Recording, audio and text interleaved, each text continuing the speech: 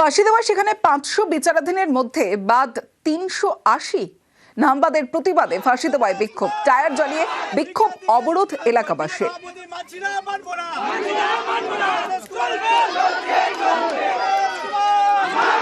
বেছে বেছে সংখ্যালঘুদের নামবাদের অভিযোগ, কমিশনের বিরুদ্ধে ষড়যন্ত্রের অভিযোগ।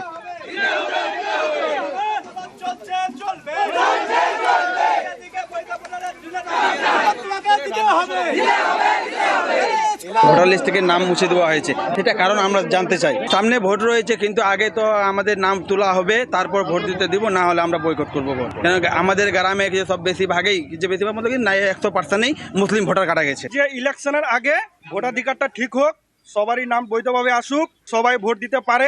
ভোট যদি ঠিক না হয়, আমাদের একটাই কথা, আমরা ভোট বয়কট করলাম। আগে ভোটাধিকার, তারপর ভোট।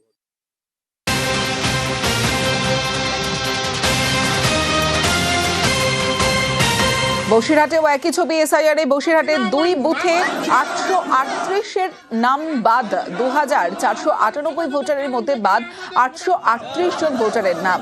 বসিরহাটের চাপাপুকুরে নাম বাদে বাড়ছে ক্ষোভ। 2002-এর তালিকায় ভোটার হলেও এবার নাম বাদ। বৈধ নথি জমা দেওয়ার পরেও নাম বাদের অভিযোগ, যথেচ্ছ নাম বাদের অভিযোগে বিক্ষোভ এলাকায়।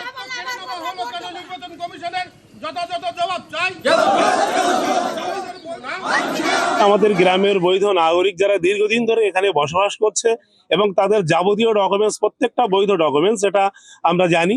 সেই বৈধ ডকুমেন্টস জমা দেওয়ার পরেও আমরা কি কারণে ডিলিট হলাম সেটা আমরা জানতে পারছি না। আমাদের প্রথম দাবি সেটাকে আমাদের জানানো।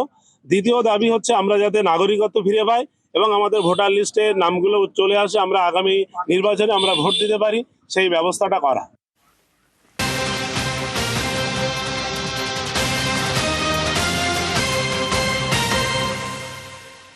তিনশো বিচারাধীনের মধ্যে 138 জনের নাম বাদ। 138 জনের মধ্যে 77 মহিলার নামে ক্ষোভ।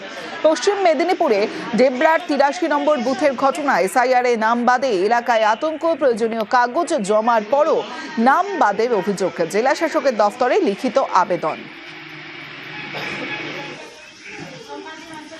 ভোটার কার্ডের নাম আসে নাই, অনেক জায়গায় অ্যাপ্লাই করেছি, তাও আসে নাই।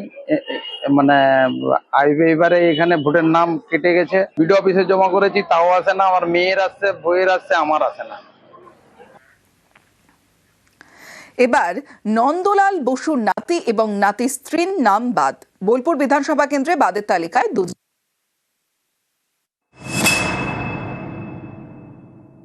আমার আর কোনো, সেই স্টেজ পেরিয়ে গেছি। এই বয়সে আমার আর কোনো প্রতিক্রিয়া নেই। যে বাদ দিয়েছে তার নিশ্চয়ই তাকে জিজ্ঞেস করতে হবে কেন বাদ দিল, কারণ আমি বাদ যাবার মতন লোক নই।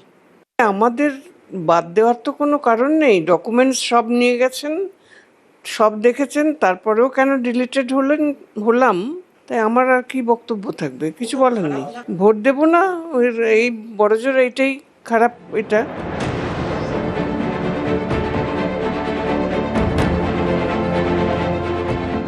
নন্দলাল বসু, তার আঁকা ছবিতে সহজ পাঠ যেন আরো সহজ। রবীন্দ্রনাথ ঠাকুরের একাধিক বইয়ের অলঙ্করণ করেছেন। তিনি কলা ভবনের অন্যতম প্রাণপুরুষ, অবনীন্দ্রনাথ ঠাকুরের শিষ্য। ভারতের সংবিধানের মূল পাণ্ডুলিপির অলঙ্করণও তিনিই করেছেন। নন্দলাল বসু শিল্পের সাধক, তার পরিবারের সদস্যেরও নাম বাদ।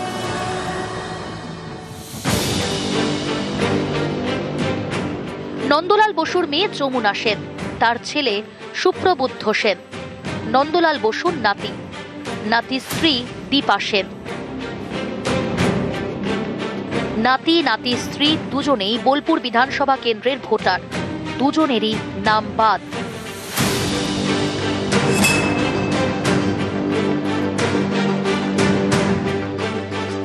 নন্দলাল বসুর নাতির নাম বাদ, নাতি স্ত্রীর নাম বাদ। বাদ গিয়েছে তাদের বাড়ির কেয়ারটেকারের নামও। আমি তো জানি আমি আছি, যে বাদ দিয়েছে তাকে জিজ্ঞেস করতে হবে কেন বাদ দিল। আর আমার বয়স 88 বলে এখানে আমার বাড়িতে এসেছিলেন এক ভদ্রমহিলা, তার সঙ্গে 4 জন অফিসার আর পুলিশ নিয়ে এখানে আমার নিয়ে গেলেন ইন্টারভিউ। তাকে আমার এখানকার ম্যাট্রিকুলেশন সার্টিফিকেট 1954-এর সেটা দেখালাম। তারপরে যাদবপুর থেকে ইঞ্জিনিয়ারিং পাস করে দামোদর ভ্যালি কর্পোরেশনে ওখানে চাকরি নিই। তারপর 32 বছর ওখানে করে এই বয়সে আমার আর কোনো প্রতিক্রিয়া নেই।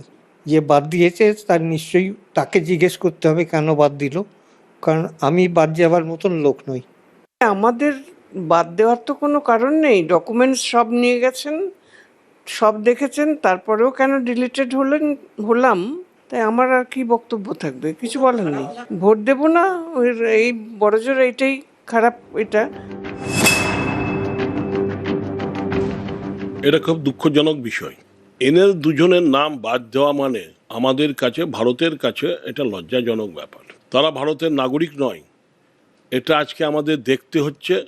এই বিজেপির জন্য এই জমিদাররা আসছে বাইরে থেকে। আগের দিনে যেমন বর্গীরা আসতো বাইরে থেকে বাংলাকে দখল করার জন্য, এরাও আসছে, তাদের নাম কাটা হলো, তারা কাটলো, এরাও অভিশাপ তাদের গায়ে লাগবে। তৃণমূল সমস্ত চক্রান্ত করছে, তো এনারা ষড়যন্ত্র করছেন। নির্বাচন কমিশন তার কাজ করছে, এটা বিজেপি করছে না। এখানকার যারা কর্তা নির্বাচন কমিশনের হয়ে কাজ করছেন, যে সমস্ত অফিসাররা, তারা কার অফিসার? মমতা ব্যানার্জির দলদাস। তো আমাদের তো প্রচুর ছেলে নাম গেছে, আমরাও তো মর্মাহত। এই সমস্ত নোংরামি করছেন, এই তৃণমূল করছেন, করাচ্ছেন একটা বিতর্ক তৈরি করে। লজ্জা, এরা লজ্জা। বীরভূম থেকে ইন্দ্রজিৎ রোজ, নিউজ 18 বাংলা।